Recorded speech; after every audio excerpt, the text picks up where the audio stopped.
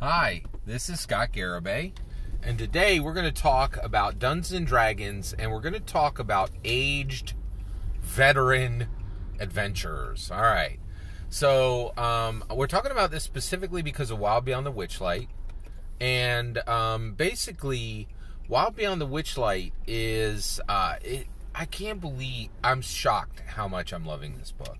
It's making it hard for me to be my normal grumpy, ooh, I wish they hadn't made an adventure, right?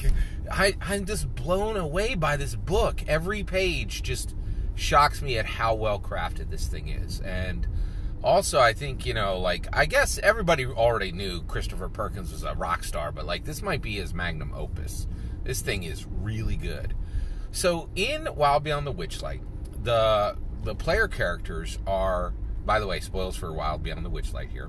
The player characters are quested by Madrik Roslin. Okay, now Madrik Roslin is a humanoid adventurer. I think he's a human wizard. No, I'm sorry. I think he's a human warlock because he has a patron, right? And his patron is specifically the leader of Prismeer, Zybilna.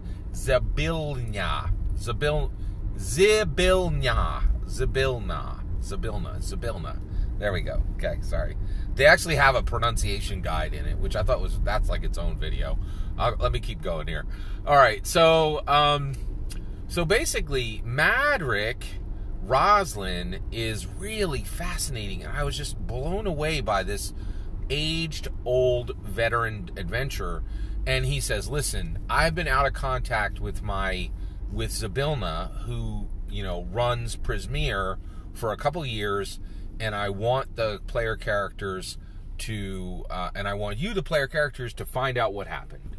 Go into the Feywild, solve the mystery, and come back.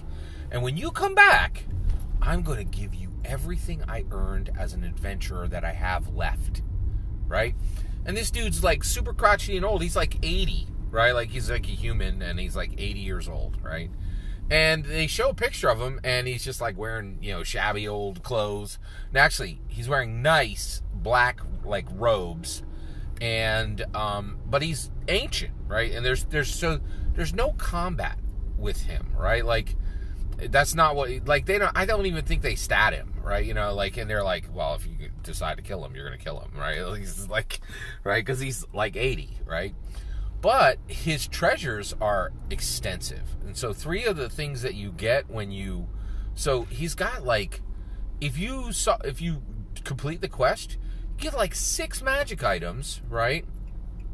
And then in addition to that, you get 3 letters, all that are, this adventurer, saved our village, and now we owe him for this, right? And there's one from a town, and then there's one from a temple, and then there's one from, I think it's from, there's one more from I think maybe an institution, a guild, one from a guild, right? And these are hey, you did this great thing, and we didn't have the time, we didn't have what we needed to pay you at the time, right? But we now owe you a boon, right? a good thing we owe you, right?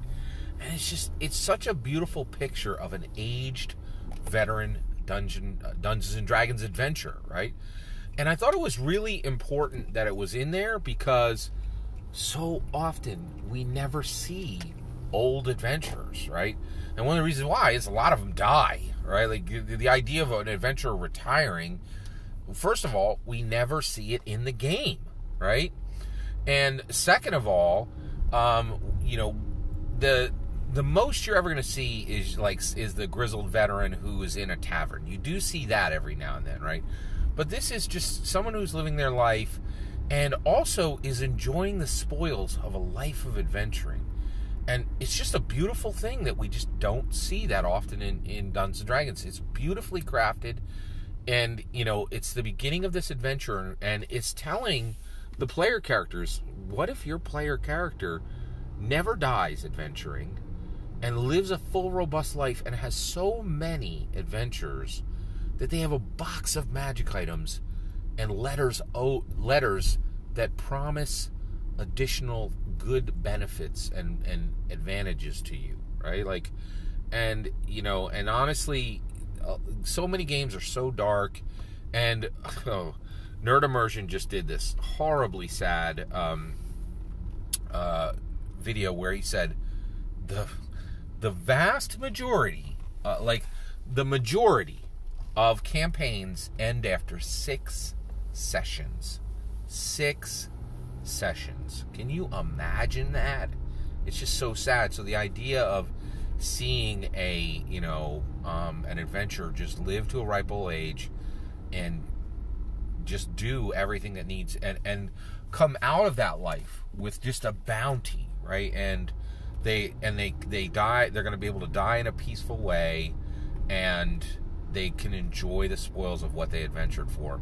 It's almost never seen. And so I was so thrilled to see it portrayed in Dungeons & Dragons.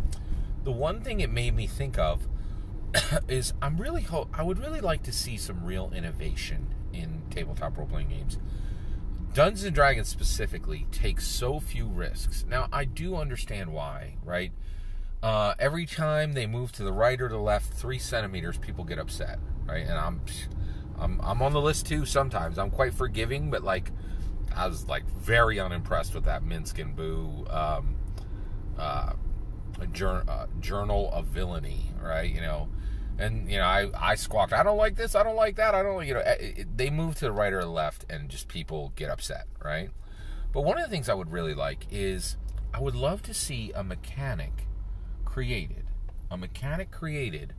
that would allow a dungeon master to turn a player character over to another dungeon master mechanically, permission it, right? And say, listen, all right, so your campaign is ending, right? And I would love to just see put right on the sheet, right? This player characters, there's a slot for your name, your literal player name, right? But I would love to see a turnover slot, right? It's just like a little square on the back of the sheet, and it says, campaigned, dungeon mastered by, and date, beginning date, end date, player character, discharged with honor from the campaign. This character is authorized to be picked up by any game in good standing.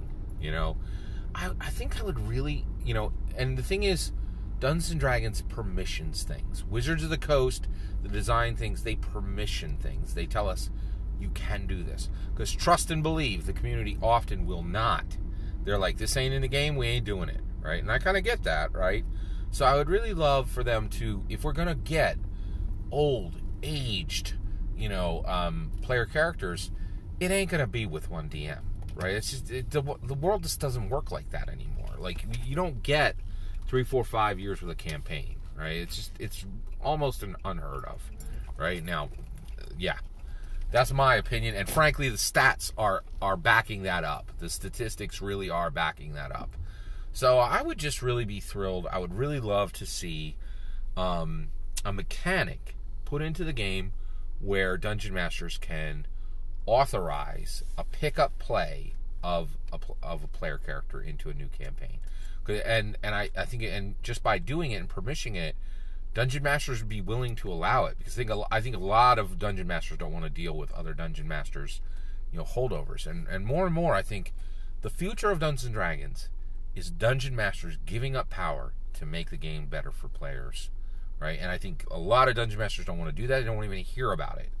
But I think this would go a long way to us being able to create our own magic Roslins.